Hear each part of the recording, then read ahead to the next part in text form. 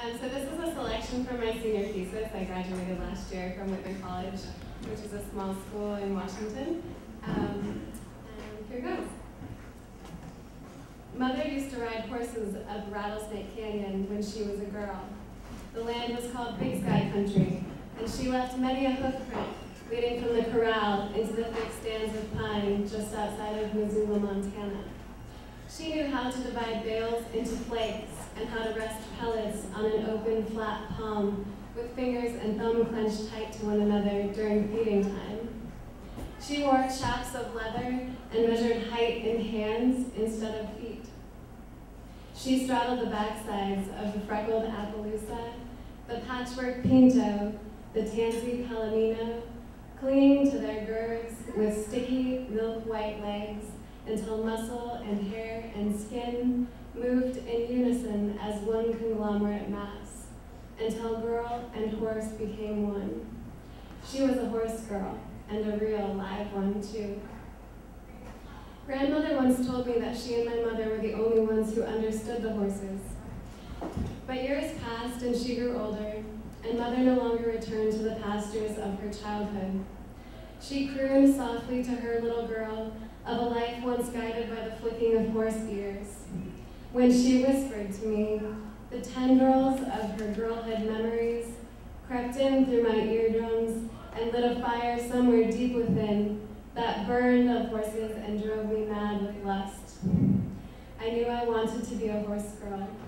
I didn't know it was my mother's love for me and my grandmother and those ponies that had everything to do with it. At 10 years old, I used to walk barefoot from our front porch to the ambiguous line where manicured lawn met with a mix of waist-high western wheatgrass, yarrow, and burdock. I spent most of my time on the far side of that boundary, watching my new pony as his muscles flexed in succession with the transfer of weight from shoulder to hock and back again. I imagine Mother watched me, the third generation in this sacred bond, from our front windows as my fancies pranced about me. Kristen, my best girlfriend, kept her pony Beau on the 12-acre plot in front of our Montana home. She and I learned horses at the same time. On afternoons when the summer sun made our pale skin red and prickly, and the air smelled sweet and thick of horse, she and I would race to the pasture and track down our ponies. We were united. On those days, I felt the blood coursing through Rocky's body beneath me as he carried the weight of us both, thundering in a rhythmic three-beat gallop alongside Beau and his girl. Rocky and I, we found freedom in flight. When all six legs were suspended in air, the world moved only for us. We were untouchable. But we were never scared. Horse girls have no fear and no doubt in trust. Dad continued to mistrust animals. No matter how well you thought you knew them, there would be no telling what they would do next, he thought. I knew he was wrong. I knew that Rocky and I shared an unspoken, mutual bond, born from the trust we had in each other. Mother knew Dad was wrong too. She still understood horses and would cup Rocky's ear in her hand while whispering into his mind, "Take care of my daughter." And I, her horse girl, would ride off into the pasture. As years passed, I grew more and more accustomed to Rocky's movements, until I knew how he would react to each tug on the rein, each squeeze from my inner thigh. But despite our growing relationship, I soon turned away from him. A true horse girl, I thought, needs a challenge. And the embers of my lust were rekindled by the idea of a hotter, faster horse. I wanted desperately to be a horse girl. I wanted it for me and for Mother and for grandmother too. The thought infected us all. And with tired eyes, Mother and Dad talked endlessly about the object of my desire, about tight finances and their uncertainties. One night, though, I wasn't meant to overhear. "How do you know she'll want to keep riding?" Dad asked. His tone seemed a bit off color as it reverberated from the room's hard surfaces. Mother couldn't have had an answer for such a question. There could be no explanation for Dad as to why his daughter, down on all fours, would often put one ear against the cool earth, listening for hooves. Why, for her, hoofbeats replaced heartbeats.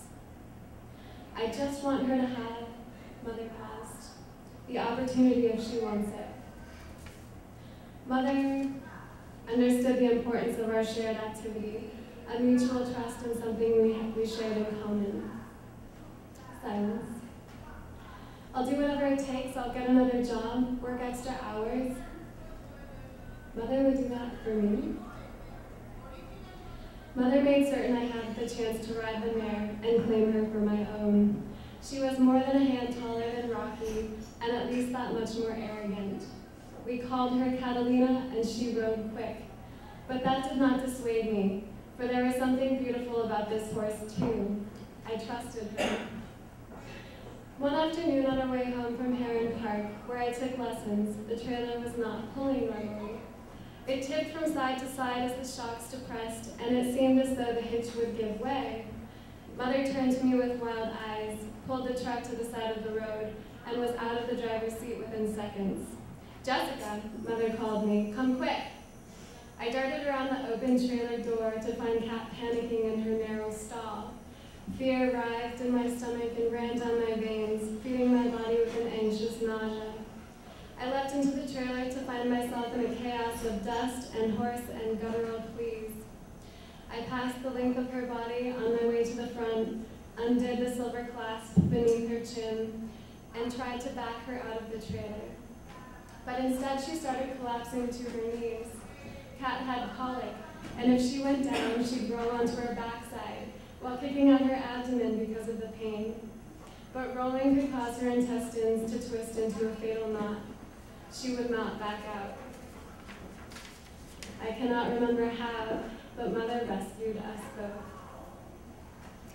Kat's innards had woven themselves into a knot, so she underwent surgery for 6 hours while the veterinarians held her intestines in their hands, combing out the tangles and threading the lengthy organs back in through an incision 12 inches long.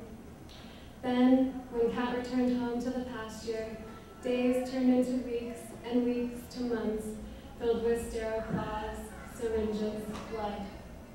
The bulbous lump that hung 6 inches beneath Kat's stomach would not reduce, and Mother and I became scared that the weight of her body would cause her stitches to come loose, spilling all that had been made right inside.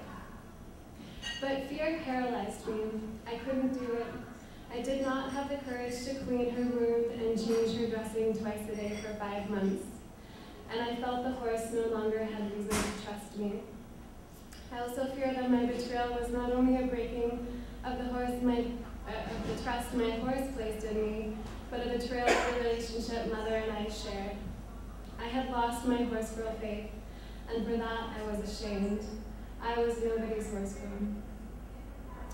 8 years have passed, and my breaking of our sacred bond is now clean.